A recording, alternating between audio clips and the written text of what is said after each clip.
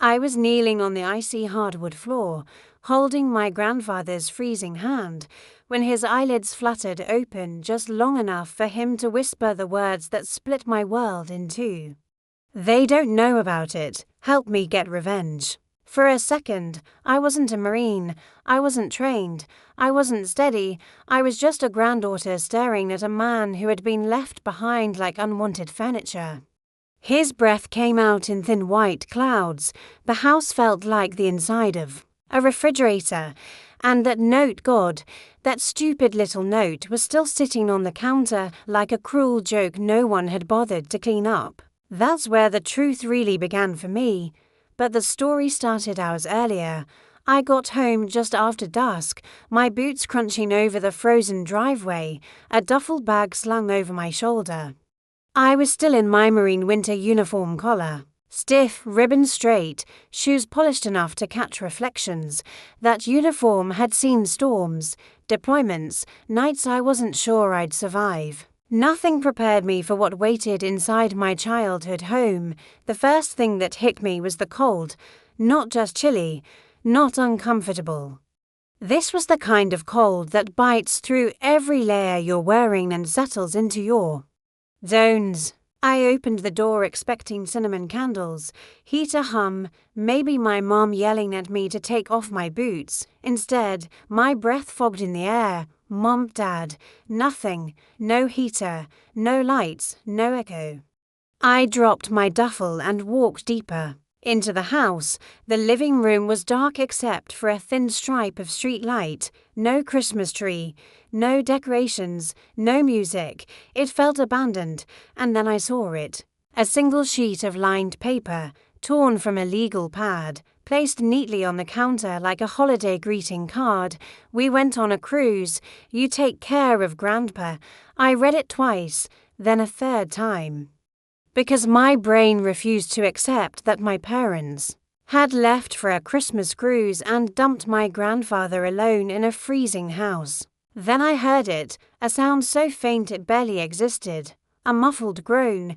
Training took over. "Don't freeze. Don't think. Move. Grandpa," I shouted, already running down the hall. The air got colder with every step when I pushed open the guest room door. The darkness felt wrong heavy, like stepping into a basement during a storm. I flipped the light on, and my stomach dropped through the floor. He was still dressed in his cardigan and flannel pants, no blankets, no heater. His hands were shaking violently. His skin looked waxy and pale. His lips were purple. I rushed to him, cupping his face. It felt like ice. Memories crashed into me, him teaching me how to fish, him standing proud at my boot camp graduation, him mailing me handwritten letters overseas. This man who never missed my birthday had been left here to freeze like he didn't matter. I ripped off my Marine coat and wrapped it around him. His body shuddered, then slowly eased into the warmth. "Stay with me," I whispered. "I'm getting help." I called 911 with shaking hands and kept talking to him the way they taught US to talk to wounded Marines. When the ambulance arrived, red lights flashing over the snow, the EMTs took one look at him and went quiet. "How long was he in this room?" one muttered. They loaded him onto the stretcher, wrapped him in thermal blankets. I climbed into the ambulance without asking. I wasn't leaving him again. At the hospital, under harsh fluorescent lights, they worked fast, warm for fluids, heated blankets, oxygen. A nurse leaned in and said softly, "He's lucky someone found him." Another few hours. She didn't finish the sentence. Anger burned under my skin. My parents had turned off the heat, packed their bags, left a note, and boarded a cruise ship. For convenience, a social worker approached me gently. "This borders on elder abandonment. It's serious," I nodded, but inside, something was already locking into place. Hours later, Grandpa finally stirred. His eyes opened just a sliver. I leaned in close. "They don't know about it," he whispered. "Help me get revenge." My breath caught. The kindest man I'd ever known wasn't asking for violence, he was asking for justice, and I understood something in that moment that changed everything. This wasn't going to be loud. It wasn't going to be messy, it wasn't going to be illegal, it was going to be slow, careful, methodical, because my parents had crossed a line no one ever comes back from. I didn't sleep that night. The hospital lights never dimmed. The monitor beeped steadily, keeping time with my rage. Round dawn, a nurse smiled kindly at me. You're his granddaughter. He's lucky you found him. Hypothermia in older adults sets in fast. Another unfinished sentence. Later, a social worker sat down beside me. This is elder neglect, possibly abandonment. In some states, it's a felony. That word felony went off in my head. Like a starting gun, I wasn't thinking about revenge anymore. I was thinking about justice, and I knew exactly how I was going to get it. What happens next? I asked quietly. For now, we stabilize him, the doctor said. When he's strong enough to talk clearly, we'll need to understand his living conditions. And you may need to report what happened. I nodded. I will. But even as I said it, my mind went back to his whisper. They don't know about it. Help me get revenge. I didn't know what he meant yet, but I knew I was going to find out that afternoon. Grandpa woke up more fully for the first time. His voice was thin, like paper rubbing together, but his eyes were sharp. Sharper than I'd seen them in years. Kiddo, he whispered. I leaned in. I'm here, Grandpa. He looked around the room slowly. Confusion faded. Memory settled in. Then, to my surprise, he gave a weak little chuckle. I bet your parents are enjoying their cruise. My jaw tightened. Grandpa, why didn't you call me, or anyone? He made the smallest shrug. Phone line got cut off months ago. Your father said it was too expensive. My stomach burned, and they left you without heat. His eyes softened, not sad, not angry, just tired. They don't want an old man around. I slow them down, make them uncomfortable. That doesn't excuse what they did. He squeezed my hand with a strength that didn't match his frail body. No, it doesn't. Then he went quiet, long enough that I thought he'd drifted off again. They think they know everything, he finally said. Think they've controlled everything. But they don't know about it. My heart stuttered. Don't know about what? He glanced around the room, like the walls might be listening, then lowered his voice. They don't know about the documents. I blinked. Documents. He nodded faintly. Your grandmother. She left things, letters, wills, deeds. I hid them. Your parents never found them. They think I signed everything over. They think I'm helpless. A weak breath left him that might have been a laugh. I may be old, he said, but I'm not stupid. My pulse started pounding. What kind of documents? The kind that change who owns what, he said. The kind that show what they took. My stomach dropped. Took. They've been siphoning money, using my pension, but they don't know I kept proof. The air in the room felt heavier. How much did they take? I asked. He closed his eyes, more than I want to admit. Enough that they'd rather I wasn't around to tell anyone. A cold shiver slid down my spine. He opened his eyes again, sharper now. You're a Marine, he said, strong, smart. You know how to fight battles the right way. I need you to help me finish this one. I squeezed his hand. Where are the documents? A slow, mischievous smile tugged at his lips. In the house. Hidden where your father would never bother to look. Tell me, when I'm stronger, okay? I whispered. We'll get them, and we'll make this right. He looked at me with pride and exhaustion mixed together. Revenge, he murmured. It doesn't have to be cruel. Sometimes it's just the truth finally catching up. And I knew exactly what he meant. That night, after he fell asleep again, I stood in the hospital hallway, staring at nothing. My parents had left him to die. They'd stolen his money. They thought he was helpless, and he had trusted me with the truth. When they came back from their sunny little cruise, they were walking into a storm they never saw coming. The next morning, I drove back to the house alone. Leaving Grandpa at the hospital twisted my stomach, but the nurse had looked me dead in the eye. He's stable. He needs rest. Go handle what you need to handle. The social worker had been even clearer, if there are documents, secure them now. So I traded beeping monitors for a quiet cul-de-sac I'd biked through as a kid. The house looked exactly the same, white siding, crooked mailbox, Grandma's wind chime still hanging by the porch. It looked normal. That's what made my skin crawl inside. The air was still cold, not deadly cold, just empty cold. I cranked the thermostat and listened to the furnace groan awake. Then Grandpa's words came back to me. Start where your grandmother prayed. The den, that little room off the hallway, had been her sanctuary. My dad never went in there unless he needed a pen. The room smelled faintly of paper and lemon polish. Her recliner still sat by the window, molded perfectly to her shape. A bookshelf sagged under worn Bibles and old photo albums. I went straight to her favorite Bible. Halfway through Psalms, my thumb caught on something stiff, an envelope.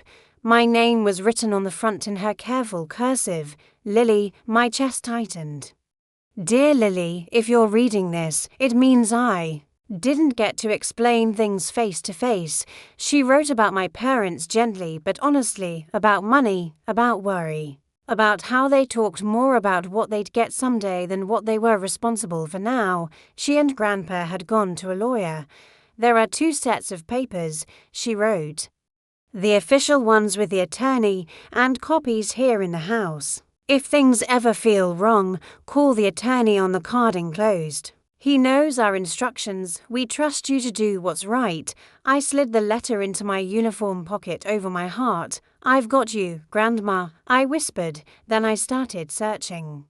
In the desk drawer beside her recliner, under an old deck of cards and a dried-out pen, I found a metal cigar tin. Inside were folded documents held together with a brittle rubber band.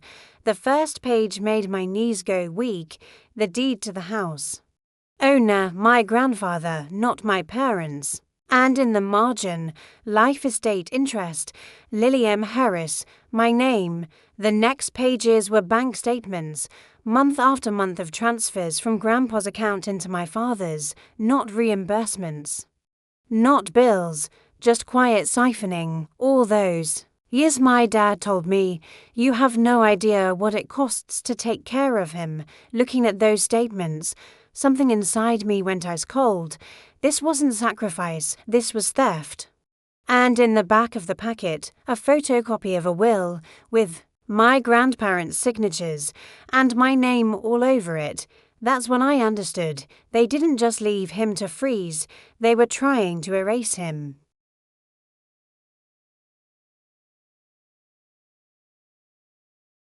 I asked what happens next, and the doctor told me we'd focus on stabilizing him first. When he was awake enough to talk, we'd need to understand how he'd been living. And I might have to report what I found. I nodded and said I would, but even as the words left my mouth, I remembered what Grandpa had whispered in the ambulance. They don't know about it. Help me get revenge. I didn't know what he meant yet. But I knew I was going to find out. That afternoon, Grandpa woke up. More fully for the first time. His voice was thin and papery, like leaves brushing together, but his eyes were sharp. Sharper than I'd seen them in years. Kido, he whispered. I leaned in. I'm here, Grandpa. He looked around the room, confusion slowly giving way to recognition. Then, to my surprise, he let out a weak little chuckle. I bet your parents are enjoying their cruise. My jaw tightened. Grandpa, why didn't you call me, or anyone? He made a tiny shrug. Phone line got cut off months ago. Your father said it was too expensive. A hot wave of anger rose in my chest, and they left you without heat. His eyes softened, not with sadness, with acceptance. They don't want an old man around. I slow them down, make them uncomfortable. That doesn't excuse what they did, I said. He squeezed my hand stronger than I expected. No, it doesn't. Then he paused, and his voice dropped. They think they know everything, think they've controlled everything, but they don't know about. He glanced around the room, then whispered, they don't know about the documents. I blinked. What documents? Your grandmother, he said. She left things, letters, wills, deeds. I hid them. Your parents never found them. They think I signed everything over. They think I'm helpless. A faint breath escaped him that might have been a laugh. I may be old, but I'm not stupid. What kind of documents? I asked. The kind that change who owns what. The kind that show what they took. They've been siphoning money, using my pension. But they don't know I kept proof. My heart started pounding. This wasn't just neglect, this was theft. How much did they take? He closed his eyes, more than I want to admit. Enough that they'd rather I wasn't around to tell anyone. Then he looked at me. Eyes hard and clear. You're a Marine, strong, smart. You know how to fight battles the right way. I need you to help me finish this one. Where are the documents? I asked, a crooked, almost mischievous smile tugged at his lips. In the house, hidden. Where your father would never bother to look. I'll tell you when I'm stronger, okay? I whispered. We'll get them, and we'll make this right. Revenge, he murmured. It doesn't have to be cruel. Sometimes it's just the truth finally catching up. That night, after he fell asleep again, I leaned against the hospital wall and let it all sink in. My parents had left him to die. He had proof of what they'd taken, and now he was trusting me to make it right. When my parents came back from their cheerful little cruise, they were walking into a storm. The next morning, I drove to the house alone. From the outside, it looked normal, white, siding, crooked mailbox. Grandma's little wind chime still hanging by the porch. Inside, it was cold and quiet. I turned the heat on and stood in the living room, listening to the house wake up. Start where your grandmother prayed, Grandpa had said. The den, her Bible, still sat on the shelf. I opened it and found an envelope tucked inside. My name was written on the front. Dear Lily, if you're reading this. It means I didn't get to explain things the way I wanted. She warned me about my parents, about money, about entitlement, about responsibility. There were 2 sets of papers, one with the lawyer, copies hidden here. If things ever felt wrong, I was to call the attorney on the card enclosed. I slid the letter into my uniform pocket. In the desk drawer, under junk my father never touched, I found the rest. The deed, Grandpa's name on it, my name listed as a life estate beneficiary, bank statements showing money drained into my father's account, a copy of the will. This wasn't sacrifice, this was siphoning. I locked everything in my trunk and drove straight to the law office. The attorney confirmed it all. My grandparents had planned for this. My parents were never meant to control anything. They don't get to control the narrative anymore, he told me. Good. When I went back to the house, I turned the heat on, left the note on the counter, and waited. At dusk, headlights swept across the wall. They walked in laughing. Oh.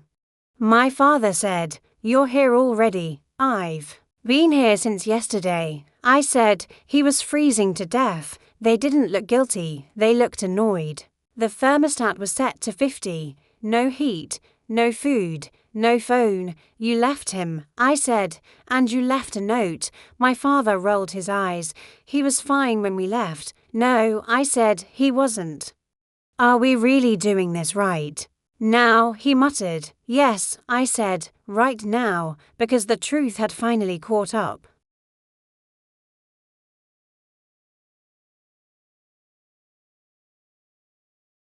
I didn't let her finish.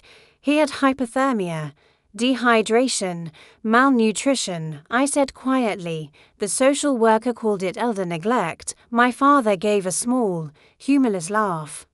Social workers throw that phrase around every time someone forgets a heating bill. Forgets, I said. You turned it off. Silence fell. just for a second, but it was the kind of silence that tells the truth. My mother pulled out a chair and sank into it. Lily, honey, we didn't want to bother you. You're always busy with deployments, always acting like everything is your responsibility. Because it is, I snapped, because someone has to care about him. My father bristled.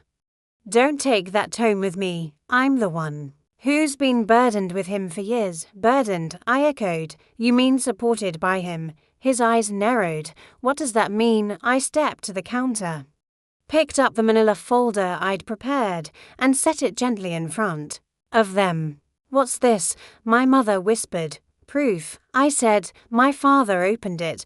The deed, the bank statements, the will, every page. The color drained from his face. Where did you get these? Where he hid them, I said. Where Grandma told me to look if things ever felt wrong. My mother's hand flew to her mouth. Oh God, my father snapped the folder shut. These don't prove anything. They prove everything.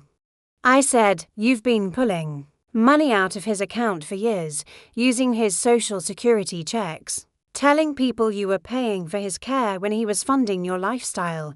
He stood up so fast his chair scraped the floor. You listen to me? No, I said, in the same tone I'd used on Marines twice his size. You listen. He froze. You didn't just neglect him, you exploited him. You left him in a freezing house because you wanted a vacation. My mother started crying. Not guilty tears, scared ones. What are you going to do? She whispered. Before I could answer, headlights swept across the window. A car door closed. Slow footsteps approached. The front door opened, and there he was, Grandpa, alive, wrapped in blankets, supported by a nurse from the hospital's home care program. He looked smaller than I remembered, but he was standing. My father gasped. Dad, what are you doing here? Grandpa's voice was quiet, but every word cut. Coming home before you sell it out from under me. My father recoiled. We would never. You would, Grandpa said. You did. My mother sobbed softly. It wasn't like that. It was exactly like that, Grandpa said. I stepped beside him and steadied his elbow. And for the first time in my life, my parents didn't look at me with annoyance or dismissal. They looked at me with fear. Not fear of a Marine, fear of the truth I carried. Grandpa moved slowly to his armchair, his chair, the one he'd watched a decade of Sunday football from. With the nurse's help, he lowered himself into it, exhaling like he was reclaiming the space they'd tried to erase him from. Bring it all here, he said. I carried the folder to him. His hands trembled as he opened it, not from weakness, from purpose. He lifted the deed first and smoothed it flat on his knee. Dad, that's ancient paperwork. My father said. We talked about transferring ownership.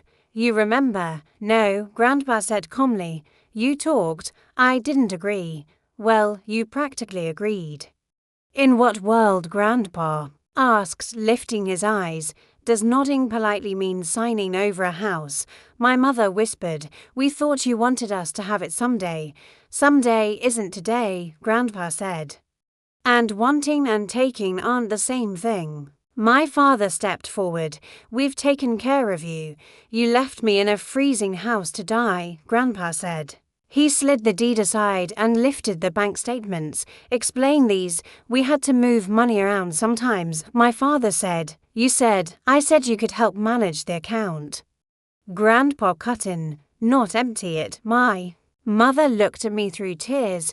You don't understand how hard it's been. Then why were you on a cruise? I asked. She flinched. My father scoffed. Everyone needs a break. A break funded by his pension, Grandpa said. And my mortgage payments. My father's mouth snapped shut. I know exactly how much you depended on me, Grandpa went on. You didn't just neglect me. You used me. We were overwhelmed, my mother cried. Then you ask for help. I said, you don't abandon someone. My father slammed the counter. We didn't abandon him. Grandpa said softly, you left me in the cold. And hoped the problem would solve itself. Silence, heavy, suffocating. Grandpa looked at me. Show them the rest. I placed the will on the table. My father read it. His face went grey. This isn't what we discussed, he whispered. It's what your mother and I decided. Grandpa said, so we get nothing. My mother whispered, you are never supposed to get nothing. Grandpa said, you were supposed to get something fair. You wanted everything. My father's voice shook. We could be charged. We could lose everything. You should have thought of that before you left me, Grandpa said. I'm not here to ruin your lives, he went on, but I won't protect you from the consequences. He looked at me. Tell them, the social worker documented everything. I said, there will be lawyers, mediation, possibly law enforcement. Please, my mother sobbed. Can we talk as a family? We will, Grandpa said. But not on your terms. What do you want from us? My father whispered. Grandpa placed his hand on the will. Honesty, responsibility, and my wishes respected. And for the first time in their lives, they had nothing left to say.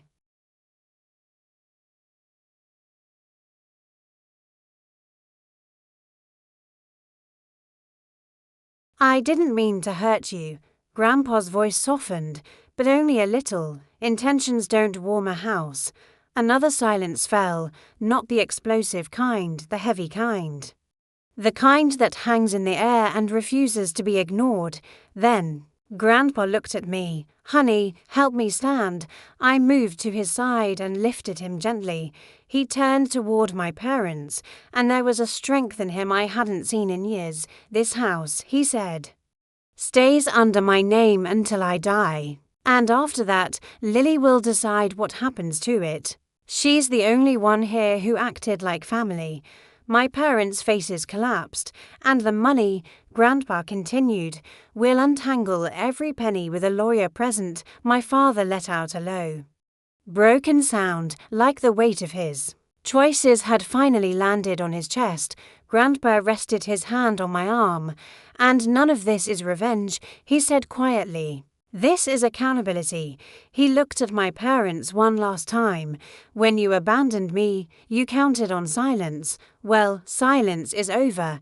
Then he turned toward the hallway. And I guided him back to his room, step by step, behind. My parents sat in the dim kitchen, staring at the documents spread across the table like the remains of a life they'd gambled and lost. The next morning, I drove Grandpa to the social worker's office for the first formal meeting. He insisted on sitting in the front seat. I'm not cargo, he muttered. I'm a witness. His hands shook as he buckled his seatbelt. The cold still bothered him, but his will was steady, and that steadied me. Miss Henderson welcomed us with a warm, practiced smile, grey-streaked hair, soft eyes, a voice that sounded like it had talked people down from cliffs before. Mr. Harris, she said, shaking his hand carefully, I'm glad to see you up and about. I'm stubborn, Grandpa said. I can see that. She smiled. We followed her into a small beige conference room with a fake fern in the corner. It didn't look like a place where lives came apart and got stitched back together, but I realized most justice doesn't happen in dramatic rooms. It happens in quiet ones, when people finally run out of lies. Your children will join us shortly, she said. Before they arrive, I need to clarify your goals. Grandpa inhaled. I don't want revenge. I don't want jail unless they choose that path themselves. And what do you want? She asked. To be safe, he said simply. To know my money is mine. To know I won't be left to freeze again. My chest tightened. She turned to me. And you, Lily. Accountability, I said. And peace for him. She nodded and wrote it down. A knock came. My parents stepped inside. My mother looked small, wrapped in a coat too big for her. Scarf wound tight like fabric could protect her from consequences. My father wore his old, confident posture, but his eyes betrayed him, darting between me and Grandpa. Good morning, Miss Henderson said. Please sit. Dad ignored her and looked at Grandpa.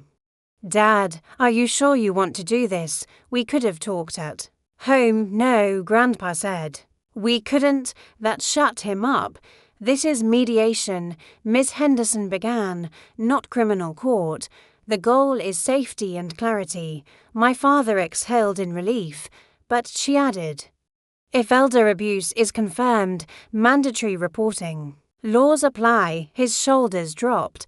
Let's begin, she said. The heat. The furnace clicks off sometimes. My mother said quickly. No, I said softly. It was turned off manually. We thought he was fine, my father muttered. It was 40 degrees in my room, Grandpa said. Then the finances. Miss Henderson slid the statements across the table. These are recurring transfers into your account. They were reimbursements, Dad said. Then where are the receipts? Silence. We didn't keep them, Mom whispered. You kept the money, Grandpa said. We were drowning, she sobbed. Being overwhelmed is understandable, Miss Henderson said gently. But using someone else's funds without transparency is exploitation. We're not criminals, Dad snapped. No, she said calmly. You're caregivers who made harmful choices. That requires accountability. It disarmed him. Then she laid out the plan: repayment, oversight, welfare checks, elder care classes, Grandpa's legal right to control his life and money. So we lose everything, Mom whispered. No, Grandpa said. You lose control after the paperwork was signed. My parents stepped into the hall to cry. Miss Henderson turned to Grandpa. You handled that well. I'm old, he said. I don't have time to yell. Then she looked at me. He's safer now. Grandpa squeezed my hand. You did this. Your grandmother was right. I just did what anyone should. I said. No, he said softly. You did. Outside, winter air brushed our faces. This isn't the end of us as a family, Grandpa murmured. It's the beginning of learning how to be one. Revenge ends things, he said. Accountability rebuilds them. 3 months later, winter softened into spring. Grandpa was thinner, slower, sharper than ever. My parents repaid the first chunk of the money. They attended every class. They showed up, quietly. Humbled, and the house stayed warm. For the first time in years, it felt like home again.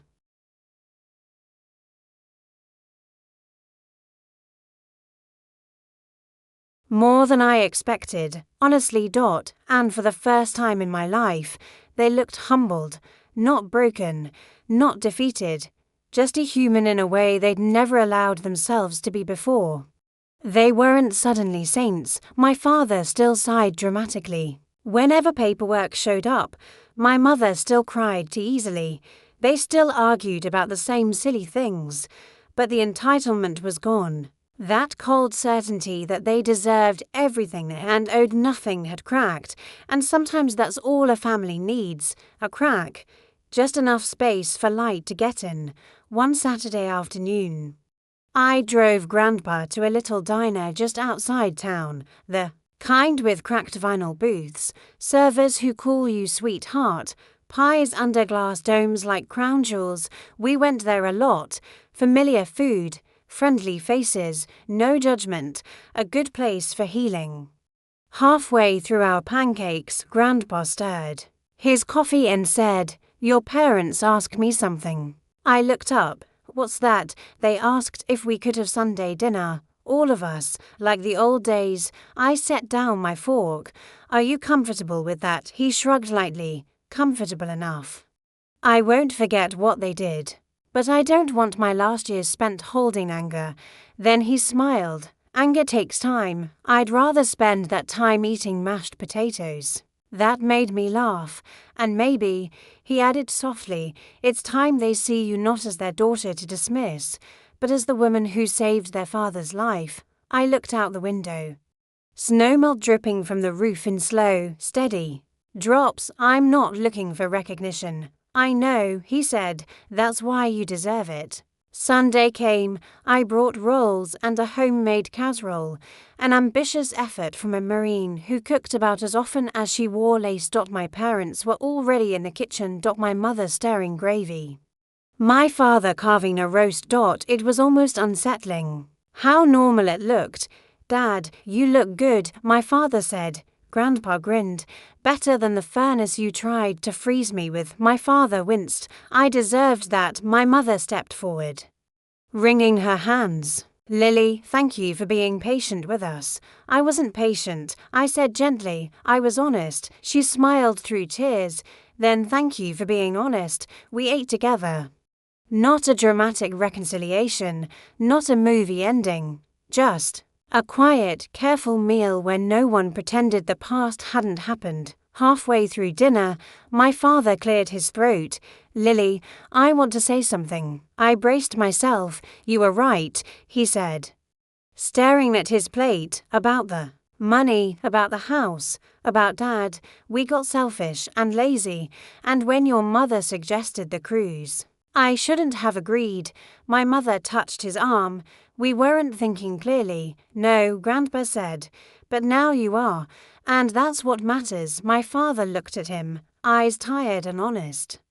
Dad, I'm sorry. It wasn't perfect. It wasn't eloquent, but it was real. Grandpa reached across the table and patted his hand. Thank you, and something warm spread through my chest. Not pride. Not vindication. Relief. Because justice isn't only about punishment, it's about movement, a shift, a chance for better days. After dinner, I helped Grandpa into his coat. My parents stood in the doorway watching us.